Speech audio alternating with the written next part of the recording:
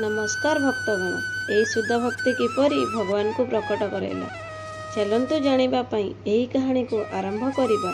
Cutie pie 2.08 सह रुहंतु आपणक पई आसुची आउ अनेक भक्तिमय वीडियो।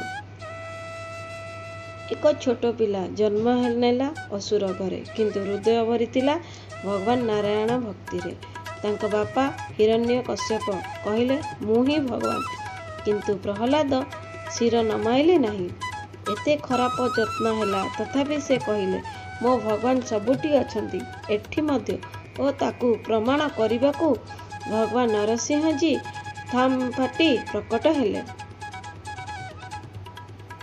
यह हेउची भक्तिर शक्ति। जेउठी भक्त शुद्ध सेठी भगवान निजे प्रकट हुअंती। धन्यवाद आपणक भक्ति एवं समर्थन पाई। आगामी वीडियो पाई क्यूटी पाई 2.08 को निश्चित भाव सब्सक्राइब करंतु। भगवान आपन को आशीर्वाद करंतु। जय श्री कृष्ण।